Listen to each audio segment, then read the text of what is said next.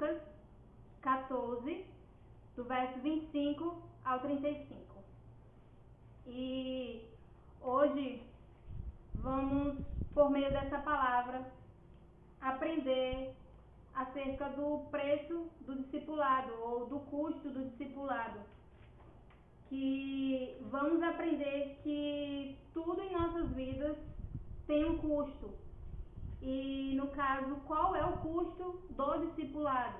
Então, primeiramente, a gente vai ver o que é o custo, o que é o preço, e depois vamos ver acerca do discipulado e o que o Senhor Jesus nos ensina com essa palavra em Lucas 14, do verso 25 ao 35. O que é que podemos aplicar em nossas vidas hoje acerca do discipulado cristão, do ato de seguir a Jesus, amém? Então, os irmãos que já estão com as suas Bíblias abertas, vamos estar lendo do Lucas 14, dos versos 25 ao 35. Acompanhem comigo aí. Uma grande multidão ia acompanhando Jesus. Este, voltando-se para ela, disse: Se alguém vem a mim e ama seu pai, sua mãe, sua mulher, seus filhos, seus irmãos e irmãs, e até sua própria vida mais do que a mim, não pode ser meu discípulo. E aquele que não carrega a sua cruz e não me segue, não pode ser meu discípulo. Qual de vocês, se quiser construir uma torre, primeiro não se assenta e calcula o preço, para ver se tem dinheiro suficiente para completá-la? Pois se lançar o alicerce e não for capaz de terminá-la, todos os que a virem rirão dele, dizendo: Este homem começou a construir e não foi capaz de terminar. Verso 31. Ou qual é o rei que, pretendendo sair à guerra contra outro rei, primeiro não se assenta e pensa se com 10.000 homens é capaz de enfrentar aquele que vem contra ele com 20.000? Se não for capaz, enviará uma delegação enquanto o outro ainda está longe e pedirá um acordo de paz. Da mesma forma, qualquer um de vocês que não renuncia a tudo o que possui, não pode ser meu discípulo. O sal é bom, mas se ele se perder o sabor, como poderá se restaurar? Não serve nem para o solo, nem para adubo, é jogado fora. Aqueles que têm ouvido para ouvir, ouçam. Como eu disse, o Senhor nos ensina através dessa palavra acerca do custo ou do preço do discipulado. Mas primeiramente a gente tem que pensar o que é preço ou o que é custo. E podemos dizer que custo é a reflexão sobre as decisões que precisamos tomar em nossas vidas. Todas as decisões que nós tomamos são baseadas em cálculos. E um exemplo que nós podemos ter é que se alguém está planejando um casamento ou se alguém está planejando uma viagem para algum lugar, essa pessoa vai sentar e vai ver os custos que tem, se é possível para ela, se fisicamente ela tem condições de ir, ou se financeiramente essa pessoa tem condições de fazer o casamento e se tem tempo para fazer isso. E um bom exemplo é a faculdade. Quando nós pensamos em fazer uma faculdade, nós devemos pensar isso. Será que nós temos como pagar uma faculdade? Será que é isso mesmo que eu quero? Será que eu tenho tempo para fazer isso? Porque se a gente faz escolhas erradas, nós, consequentemente, vamos perder tempo, vamos perder dinheiro e vamos, sobretudo, ficar frustrados. Nós podemos ver muitas pessoas que começam a fazer demais cursos de faculdade que na metade param que não é isso que eu queria, não era isso para mim, e acabam se frustrando por não conseguir o que queriam e acabam fazendo qualquer coisa e fica uma pessoa frustrada na sua profissão. Muitas vezes é um frustramento familiar, um frustramento porque trabalha e não consegue viajar. Então, tudo em nossas vidas envolve um planejamento, envolve uma reflexão sobre o preço, sobre o custo. Tudo envolve o cálculo em nossas vidas. E eu posso dizer que os cálculos que a gente faz os cálculos das nossas decisões, elas refletem não simplesmente no presente, mas refletem no futuro, refletem no porvir. Se eu me frustro agora, se eu perco tempo agora com uma faculdade, com um curso que não era para mim, ou com uma viagem que não dava para me fazer, futuramente aquilo vai ter algum problema para mim, porque eu não planejei, porque eu não olhei para o futuro, o preço que aquela decisão ia ter sobre o meu futuro. Então, a gente deve calcular os perigos, os riscos, as perdas e os ganhos. Se a gente não calcular isso, é um ato irracional. Não é da razão humana calcular, fugir desse cálculo sobre as nossas decisões, sobre o que temos que fazer. E é muito comum fazermos isso apenas para os nossos dias assim, amanhã, o que é que eu vou fazer amanhã? Só que nós devemos pensar sobre todas as nossas ações. Muitas das vezes pensamos simplesmente naquele ato, eu quero fazer um curso, não que seja errado. Só que muitas pessoas escolhem fazer à noite e é uma pessoa que tem responsabilidade na igreja e acaba deixando muita gente na mão e tudo mais. Então isso tem um preço, isso tem um custo. Eu tenho que pensar como é que vai ser a minha ação, como é que eu posso tomar essa decisão e como é que eu posso refletir isso agora e no futuro, qual vai ser o preço disso tudo no futuro. Então, esses cálculos, esse pensamento, essas decisões sobre o custo ou sobre o preço, isso não é feito apenas a respeito das coisas materiais, como eu falei, um casamento, uma faculdade e tudo mais. Mas isso também é feito, esse cálculo também é feito para as nossas ações, para as nossas decisões espirituais. E é justamente isso que esse texto vai nos mostrar. Ele vai tratar a respeito do custo espiritual, do custo do discipulado, da ação do discipulado e o custo que isso vai ter em nossas vidas. Só que se a gente sabe o que é custo, a gente tem que entender também o que é discipulado. E a Bíblia nos ensina que essa palavra discipulado, ela se encaixa naquele conjunto de palavras que a gente chama de homonímios, que são palavras que são usadas para definir diversas coisas. Um exemplo, laranja. Eu posso estar me referindo à cor laranja ou eu posso estar me referindo à fruta laranja. Então, a palavra discipulado é justamente isso. Ela é usada para definir diversas coisas. E no caso, a Bíblia nos ensina que a palavra discipulado, ela se refere ao discipulado de duas maneiras. Primeiro, ao ato de seguir a Jesus e segundo, ao ato de ensinar pessoas a seguirem a Jesus.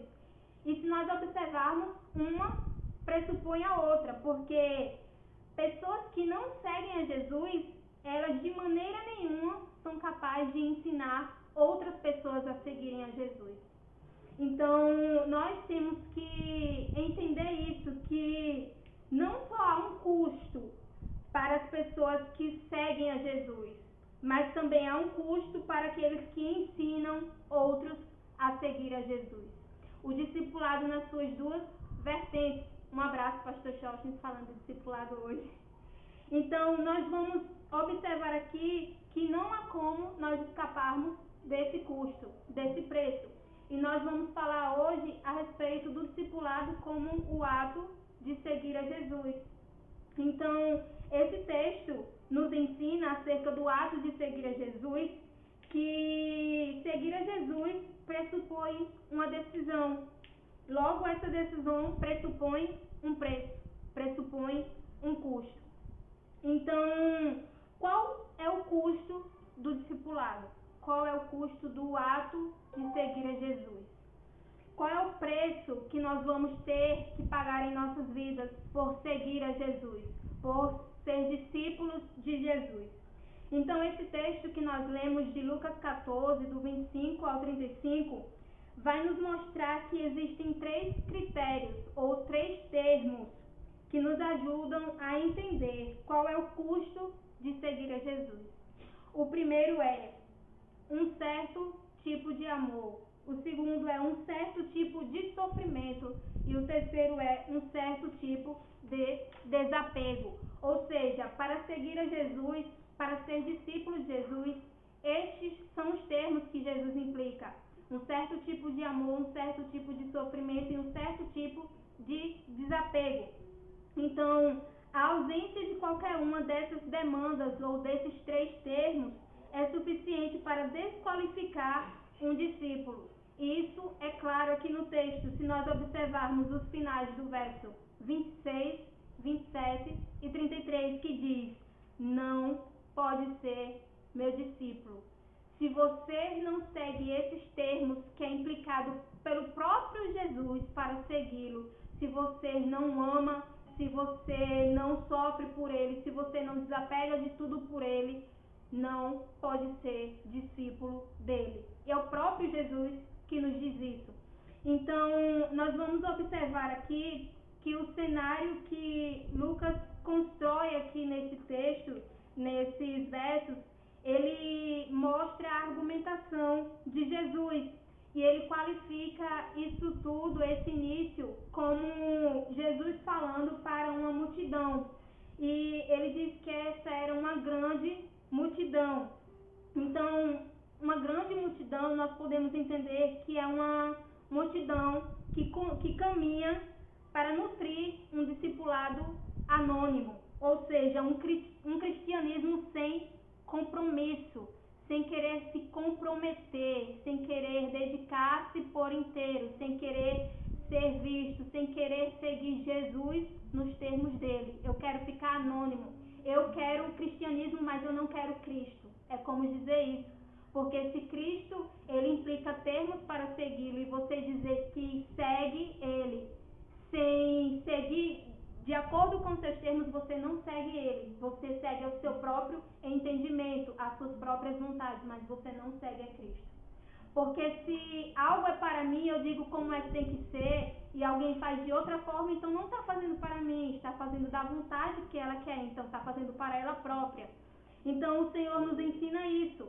E Jesus se direcionou a essas pessoas que queriam viver um cristianismo sem compromisso, uma vida sem se comprometer com os termos de Jesus. Porque, como nós vimos no início, tudo isso tem um preço, tudo isso pressupõe um custo.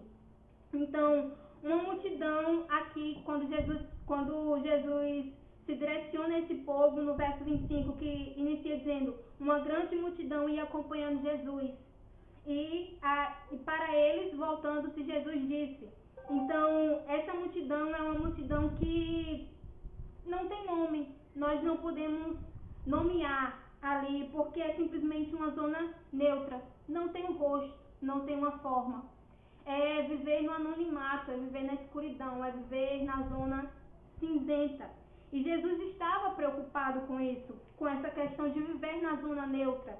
Jesus, ele estava preocupado com essa escuridão, com essa massa cinzenta, com essas pessoas sem compromisso, sem consciência do que é seguir a Jesus. Então, o verso 25, como eu disse, Jesus, mediante essa multidão que o seguia, ele se volta para essa multidão e ele direciona as palavras, ele direciona os seus termos para o seguir. Então, Jesus, ele não direciona seu discurso aos discípulos, não direciona aos 12, mas ele direciona aquela multidão, aquele pessoal que queria viver no anonimato sem se comprometer com Jesus. Eu quero estar seguindo ele, porém sem abrir mão do que eu quero, das minhas vontades, do que eu gosto, para fazer a vontade dele. Então, nós podemos ver que Jesus aqui, ele não se direciona para a multidão querendo um grande número de seguidores ou querendo uma grande massa popular para se destacar. Jesus não faz isso com essa intenção. Mas aqui ele está preocupado com a qualidade dessas pessoas, não com a quantidade. Ele se preocupa com o comprometimento que aquelas pessoas têm, ou seja, com o comprometimento do discipulado. Então, nós podemos observar que a multidão ela é algo muito atrativo para aquele que é descompromissado. Porque nós podemos perceber que no meio da multidão a gente pode se fazer presente sem estar presente, ou seja, a gente pode estar nela sem se envolver. Então, é como se eu frequentasse uma igreja, mas eu não quero responsabilidades. Olha, pastor, eu quero ficar no banco. Eu vim aqui só para ouvir. Isso é uma desculpa que muita gente usa. Realmente, a gente só vai lá para ouvir a palavra do Senhor, para ouvir acerca do Senhor, porque nós mesmos não temos nada para dar de nós. Mas isso é uma desculpa que muita gente usa para não se comprometer. Para quando for dito, hoje tem culto, hoje tem isso, a pessoa, eu não tenho responsabilidade, então eu não preciso estar lá. Então, as pessoas acabam ficando nessa multidão para não se comprometer, porque muitas vezes não gosta do pastor, porque muitas vezes é descontente com algo da igreja, porque queria algo maior e recebeu algo menor, então eu não quero nada.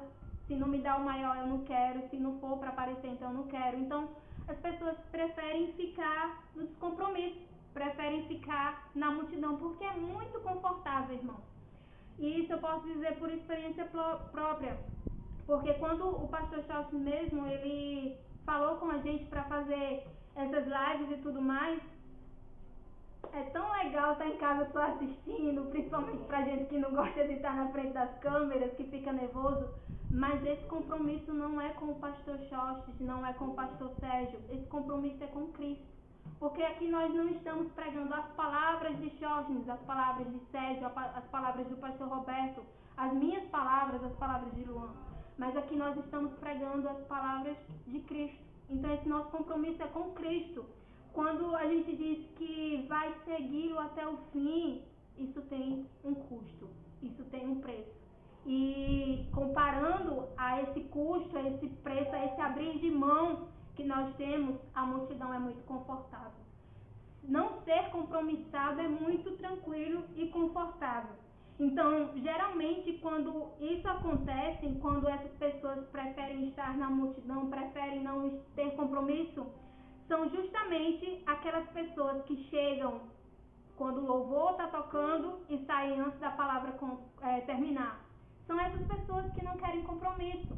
Elas dizem, não, mas eu vou à igreja, eu sigo a Cristo, mas eu não quero ter responsabilidade. Eu não quero abrir mão das minhas vontades, do meu tempo, dos meus afazeres. Ah, eu tenho tanta coisa para fazer nessa quarentena, eu vou abrir mão do meu tempo para fazer uma live? Vou nada, é o pastor que faça, é o pastor Sérgio que lute todo dia para fazer uma. Então é justamente isso que as pessoas pensam. É muito confortável estar na multidão, ali você não é visto, ali não tem um nome, não tem um rosto. É simplesmente aqueles que querem estar no seu conforto. Mas que com essa palavra o Senhor não nos deixe dormir hoje quietos, mas Ele nos deixe inconformados, não nos conforte, mas Ele nos chacoalhe, para que nós venhamos aprender que a multidão não é um lugar para nós, porque a grande multidão é confortável e você não tem nada o que prestar contas estando na multidão ou sendo multidão. E Jesus não quer esse seu conforto. Sinto muito em lhe dizer, mas Jesus não quer que você fique confortável na multidão. Mas Ele quer que você se desperte e saia do anonimato, porque o seu conforto, o seu descompromisso é o seu suicídio. E Cristo não vai assistir à sua morte, Ele não vai deixar você ficar inerte. Quando a gente segue a Jesus, a gente segue nos seus termos e segue Ele até o fim e segue Ele da maneira que Ele quer. Se for para morrer, isso é ganho, porque viver para nós mesmos, isso é perda. A palavra do Senhor é totalmente contrária ao que o mundo acha. É perder para ganhar, é descer para subir, é se humilhar aos pés do Senhor. Então é isso que o Senhor quer. Ele não quer que a gente fique confortável. O Senhor não vai assistir a gente morrendo na sua frente. Ele quer justamente gerar esse desconforto em nós. É para não ser multidão. É para estar ali como discípulo. É para sofrer. É para sofrer. É para abrir mão do seu tempo. É porque ele não é mais seu. O seu tempo é do Senhor. Quando você morre para viver a vida do Senhor, não é mais seu. É do Senhor. Então isso é seguir a Jesus nos termos dele. Então, o teu conforto é a maneira pela qual você encontrou um recurso de seguir a Jesus nos seus termos e não nos dele. Como eu disse, eu sigo a Jesus, mas da minha maneira. Da dele não dá pra mim não, porque eu tenho que abrir mão de muita coisa. Eu não posso não, eu tenho que ter o meu tempo. Ah, sim, o senhor já quer demais. Ter culto na terça, no domingo, na sexta, aí já é demais. Não pode ser só no domingo, não. Não pode ser uma vez por mês só, não. Já é muita coisa. Então, Deus não quer isso. Esse nosso conforto é a maneira pela qual a gente encontrou de humanizar os termos de Jesus, de adequar os termos de Jesus à nossa vontade, ao que a gente quer, da forma que a gente quer seguir a Ele. Então, a gente aqui pode aprender isso, que eu ficar na multidão eu vou seguir a Jesus, mas vou seguir do meu jeito. Só que Jesus disse que não. Para ser discípulo dele, você só se qualifica como discípulo dele quando você segue nos termos dele. Se você não segue nos termos dele, ele diz bem claro aqui, não pode ser meu discípulo. Sabe por quê? Porque não foi você que escolheu a ele para seguir a sua maneira. Foi ele que escolheu você. Foi ele que nos escolheu. Então, nós temos que seguir da maneira dele. E outra coisa, o Senhor, Ele é sobre tudo e sobre todos. O Senhor é soberano. Quem somos nós, miseráveis homens que somos? Do pó viemos e ao pó retornaremos para dizer a Deus: ah, Senhor, assim não dá para mim não. Vamos revisar isso que eu não quero seguir ao Senhor desse jeito. Deus não vai mendigar por você, porque quando Ele te chama, não tem como resistir. A graça dele é irresistível. Ele te chama e você vai e vai seguir dos termos dele. Então, se você tem seguido a Jesus dos teus termos, então se desperte, peça ao Senhor para Ele te moldar conforme os termos dele, porque você nasceu para ser discípulo e não multidão. Você não nasceu para ficar descompromissado com o Senhor. Então, Jesus ele não vai permitir que você permaneça na escuridão, nas trevas, principalmente se você for dele, se você for chamado e escolhido pelo Pai. De maneira nenhuma você pode sofrer, você pode ir da maneira mais fácil ou da maneira mais difícil, mas você vai seguir a Jesus nos termos dele. Espero que a gente aprenda a seguir Jesus da maneira mais fácil. Espero que ao ler, ao ouvir a palavra do Senhor, a gente aprenda. Não precise ser moldado no fogo, não precise ser polido, não precise doer tanto para que a gente venha aprender, porque eu digo, a gente vai aprender querendo ou não, porque o Senhor não nos salva para nos largar da mesma forma, Ele nos salva para nos moldar conforme a sua vontade, e nós seguimos a Jesus conforme a vontade dele e não a nossa. Então, nesse texto, Jesus vai mostrar que devemos segui-lo nos termos dele e não nos nossos. Porque quando seguimos a ele com os nossos próprios termos, nós temos o hábito de ressignificar as coisas. E um exemplo muito claro é o casamento. Deus ensinou que o casamento é entre um homem e uma mulher, que a família se inicia assim. Só que o mundo disse, as pessoas dizem, não, para mim o amor é livre. Para mim podem ser pessoas do mesmo sexo. Isso é casamento, isso é união, isso é amor. Só que esse não é os termos, não é os critérios de Deus. A gente tem mania de ressignificar, de humanizar tudo, só para se encaixar nas nossas vontades, só para se encaixar naquilo que a gente acha que é bom para a gente, só que leva à nossa morte. Então, que não venhamos ressignificar o ato de seguir a Jesus, que não venhamos ressignificar o discipulado à nossa maneira, porque eu digo, se a gente faz isso, a gente não é discípulo. E nós fomos chamados e escolhidos e estamos sendo transformados para ser discípulos daquele que é Senhor. Então, ele disse os seus termos. Então, devemos observar que Jesus não fala aqui no verso 26 para nós odiarmos a nossa família.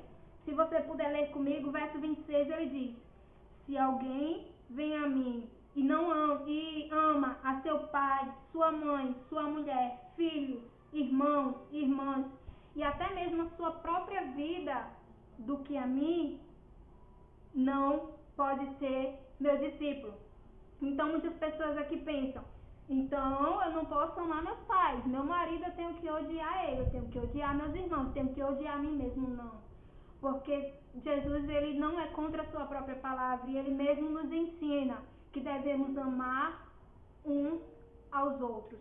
Aqui quando Jesus fala que se nós amamos mais a estas pessoas ou mais a nós mesmos do que a Cristo, nós não podemos ser seus discípulos, não é para nós odiarmos, mas aqui essa palavra ele se refere a nós amarmos menos. Nós temos que amar sim, porém a família tem um valor imenso para nós. A família é maravilhosa, a minha família é maravilhosa, porém Jesus está dizendo que tem alguém que vale mais, e esse alguém é Ele, e nós devemos amar Ele acima de todas as coisas.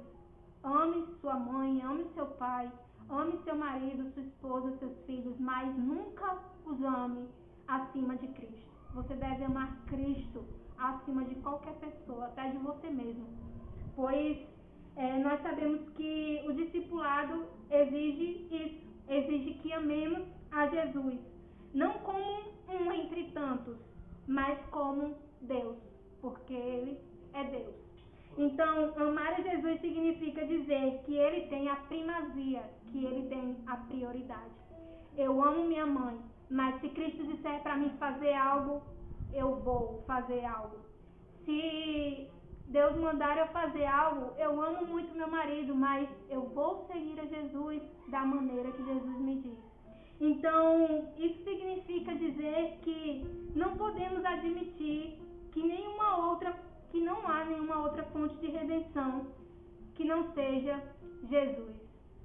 Minha família, como eu disse, é maravilhosa. Eu amo muito meu marido, amo muito meus pais, minha família, mas eles não podem redimir meus pecados. Eles não podem me perdoar da minha culpa. Eles não podem me salvar da condenação. Só Cristo pode. E é por isso que nós amamos mais a Ele do que a qualquer outra pessoa. E porque nós amamos nele, o amor dele está em nós, nós podemos amar aos outros. Nós podemos amar aos que nos amam, mas também aos que nos odeiam. Amem aos outros, amem aos próximos, mas sobretudo e sobre todos, ame ao Senhor. Então, nós podemos aprender que a prioridade, a primazia, não diz respeito da negação de uma relação com a nossa família, mas fala da intensidade com que nós nos preocupamos com Jesus, com a sua obra.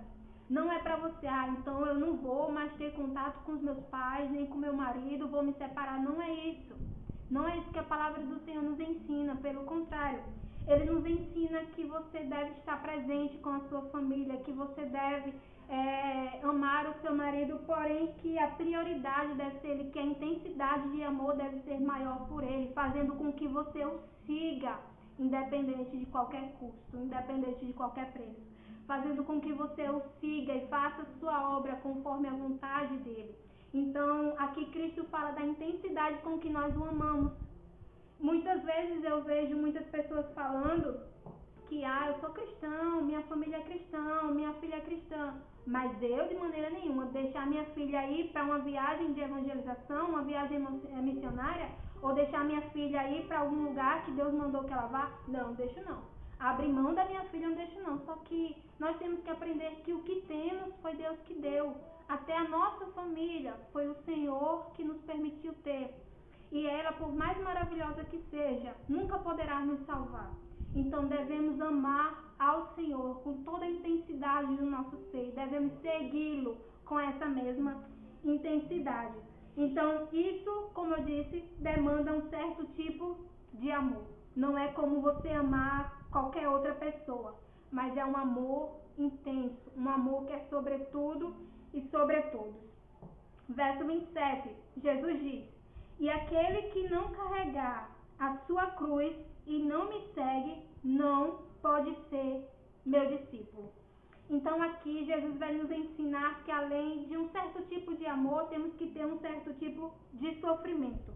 E aqui, sofrimento se trata do fato de que se você ama Jesus sobre todas as coisas, você vai sofrer por amor dele. Você não vai estar livre, isento de sofrer por amor dele.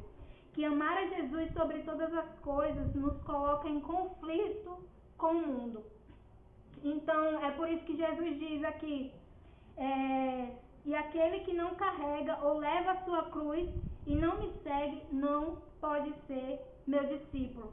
Levar a sua cruz, Jesus quer dizer com isso que carregar, ele falou isso mesmo para aquela multidão muito antes dele carregar a sua cruz, dele ser crucificado. Então, você pode pensar, por que Jesus falou isso se ele ainda nem tinha sido crucificado, para a gente observar como exemplo?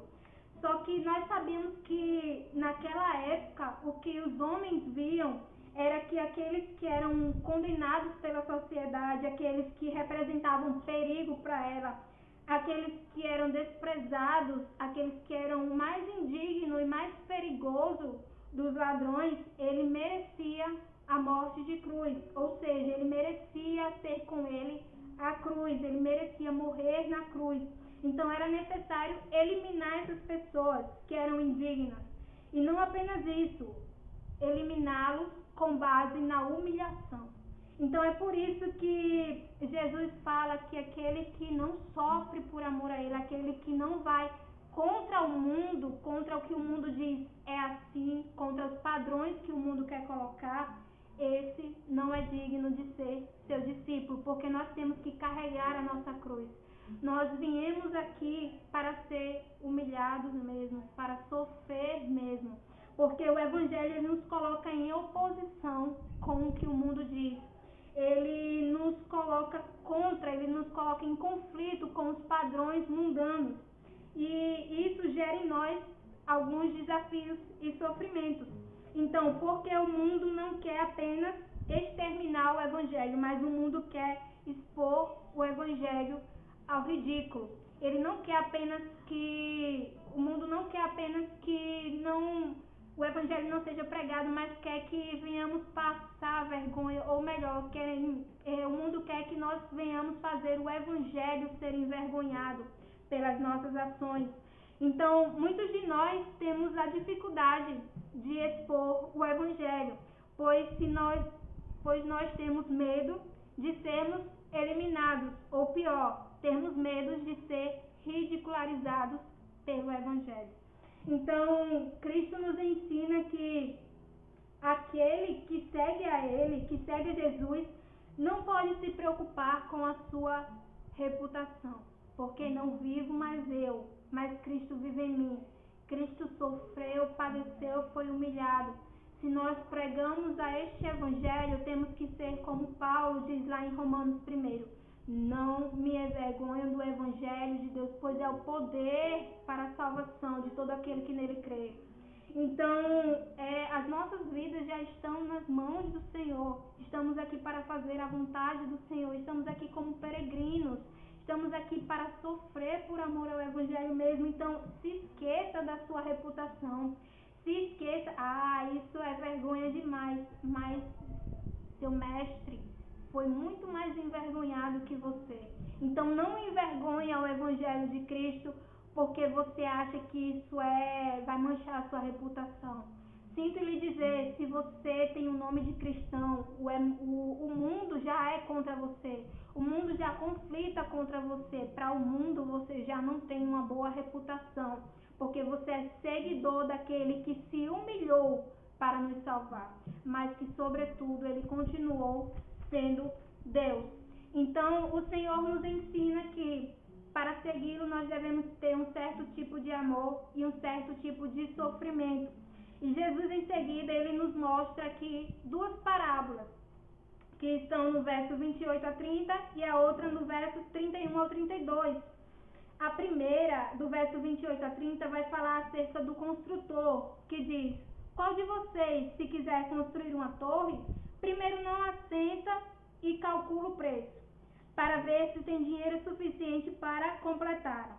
Pois se lançar o alicerce e não for capaz de terminá-la, todos os que virem rirão dele, e dizendo, este homem começou a construir e não foi capaz de terminar. E a segunda, que é acerca do rei, que é do 31 ao 32, que diz: ou qual é o rei que, pretendendo sair à guerra contra outro rei, primeiro não se assenta e pensa se com 10.000 homens é capaz de enfrentar aquele que vem contra ele com 20.000. Se não for capaz, ele enviará uma delegação enquanto o outro ainda está longe e pedirá um acordo de paz. Aqui o Senhor nos ensina, com essas duas parábolas, a do construtor e a do rei, que nós precisamos calcular o custo de seguir a ele. Aqui Jesus mostra a diferença entre o rei e o construtor. O construtor, ele foi tolo. É um construtor tolo, que ele não viu o custo, que ele deveria se assentar e ver qual é o custo para que não seja zombado. Mas o rei não. O rei aqui, ele tem à sua frente o custo dele. Ou ele vai à guerra e é dominado, ou ele vai e se rende e consegue ali um intermédio de paz. Então aqui o rei, ele escolheu entre o domínio e se render. E a inteligência do rei está em se render, em abrir mão. Porque o rei, ele calculou o custo e o rei viu que o preço melhor a ser pago seria se render. Então, o Senhor nos ensina aqui acerca da rendição, que a rendição é consciência. Então, se nós tirarmos da evangelização, do evangelismo, da pregação do evangelho, a consciência, a reflexão, porque nós temos medo de que as pessoas não aceitem ou não entendam o evangelho, nós estamos mudando o evangelho. Nós estamos transformando o evangelho naquilo que a gente acha que é correto. Nós estamos deturpando o evangelho em um falso ensino. Se nós tiramos toda a consciência do pessoal quando vai evangelizar, é o que nós vemos muito aí hoje em dia, as pessoas pensando, não, vamos fazer um culto legal que é para atrair os jovens, porque os jovens hoje em dia estão difíceis de ir para a igreja. Um culto com muita luz, com música agitada, um culto com isso, com aquilo. Quando o jovem estiver lá, no finalzinho de surpresa, a gente fala de Jesus. Só que nisso a gente está mentindo e omitindo a Cristo. E não é isso que o Evangelho nos ensina. O que o Evangelho nos ensina é que a evangelização, a pregação da verdade deve vir com consciência, deve vir com reflexão, deve vir com a reflexão de que eu sou pecador. Então, a consequência disso é a minha morte. Mas Cristo morreu para salvar os pecadores. Então, por meio de Cristo eu sou salvo, por meio de Cristo eu tenho vida. Isso é consciência, isso é raciocínio. E nós não podemos omitir isso, nós não podemos tirar isso da pregação do evangelho, nós não podemos tirar isso da evangelização.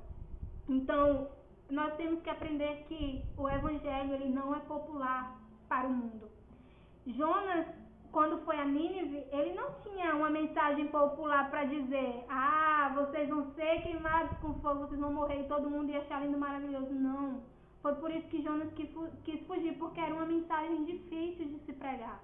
Mas Deus ensinou a Jonas que ele tinha que ir pregar e ele viu os feitos do Senhor. Então nós temos que aprender isso, que nós não temos que tornar o evangelho popular para o mundo, porque ele não vai ser popular para o mundo.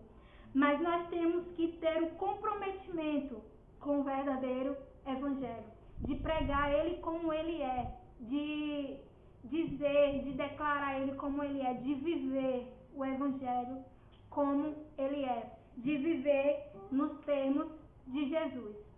Então, para encerrar, Jesus vai trazer aqui no verso 33 o terceiro termo que ele implica para sermos discípulos de Cristo. Primeiro, um certo tipo de amor. Segundo, um certo tipo de sofrimento. Verso 33, um certo tipo de desapego, que diz: da mesma forma, qualquer de vocês que não renunciar a tudo o que possui, não pode ser meu discípulo. Aí está o golpe fatal que Deus nos dá. Jesus já nos fez abrir mão de nós mesmos, do amor a nós mesmos, vamos dizer assim, de nos colocarmos em primeiro lugar, de sermos endeusados por nós mesmos, de sermos adorados por nós mesmos. Jesus, ele nos faz abrir mão do apego, da adoração, a nossa família. Jesus nos faz abrir mão da nossa reputação. E por último, ele nos faz abrir mão dos nossos bens. Jesus, ele tira toda a ligação que nós temos com esse mundo, para nos mostrar que nós ainda estamos aqui, nós somos peregrinos aqui, e ainda continuamos de pé, porque tudo que temos é Ele que nos dá, e se tudo que acharmos que é o que nos sustenta Ele tirar, ainda estaremos de pé, porque é a graça de Deus que nos sustenta. Não são as finanças, não são as nossas reputações, não é o amor a nós mesmos, a idolatração a alguém da família que nos mantém de pé, mas é o amor e a graça de Deus que nos mantém de pé. Então, o Senhor Jesus, ele nos mostra no verso 34 e 35 que todo aquele que não tiver esse certo tipo de amor, esse certo tipo de sofrimento, esse certo tipo de desapego, esse não pode ser discípulo dele. Verso 34 e 35 que diz: o sal é bom, mas se ele perder o sabor, como poderá restaurá-lo? Não serve nem para o solo, nem para adubo. É jogado fora. Aquele que tem ouvidos para ouvir, ouça. Aqui nós temos que compreender que o sal na Palestina, no século I, não é esse sal que nós temos hoje. Era um sal totalmente impuro, que era feito de outras formas, com outras misturas. Que se batesse a chuva, esse sal não restaria nada que se aproveitasse. Então é isso que Jesus fala aqui, que aquilo que restava quando batia a chuva, aquilo que sobrava, porque não era um sal puro, aquilo era lançado fora, aquilo era lançado ao solo, mas não servia para nada, não tinha as propriedades que precisava, não salgava, não dava sabor. Então é isso que Jesus nos ensina, que se a gente não tiver essa essência, que se a gente não seguir Ele, nesses termos que Ele ensina, se a gente não for como um sal puro, que tiver tudo aquilo que necessita para salgar, para dar sabor, a gente vai ter cara de sal, mas a gente não é sal. A gente pode ter cara, pode até dizer, eu sigo a Jesus, mas a gente não vai seguir a Jesus. A gente pode até dizer, não, mas eu sigo a Jesus sim.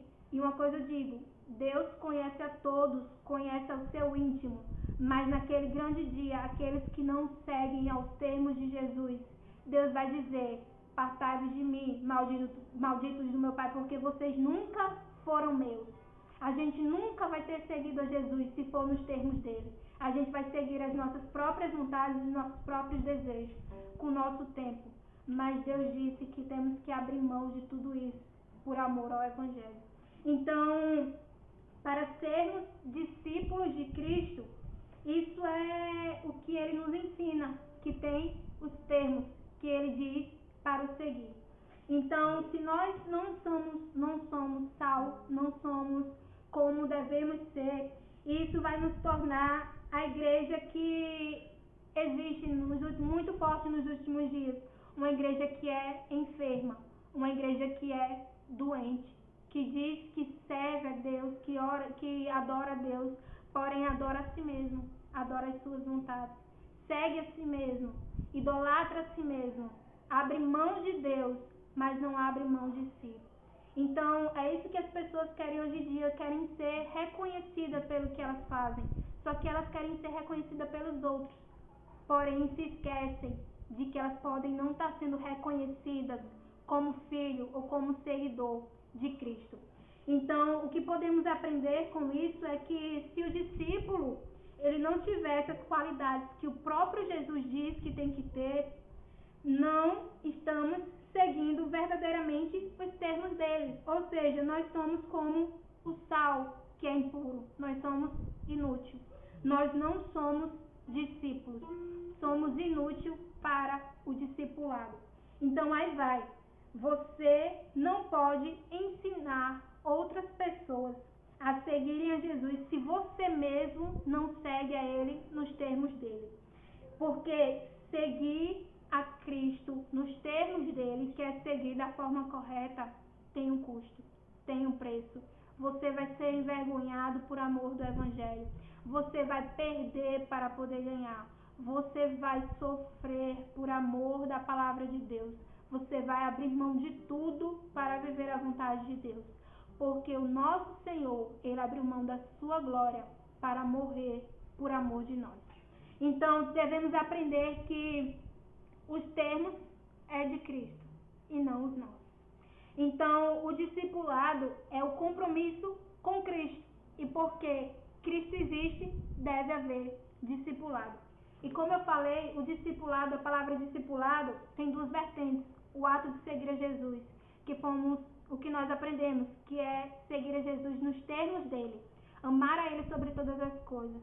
Sofrer por amor dele. Desapegar de tudo aquilo que está à nossa volta, que nos liga ao mundo, por amor de Cristo. E isso vai nos ensinar a seguir a Jesus. E, consequentemente, com isso, não podemos ficar estagnados. Mas devemos, enquanto aprendemos a seguir a Jesus, porque isso é um processo, nós também devemos ensinar outros a seguir a Jesus.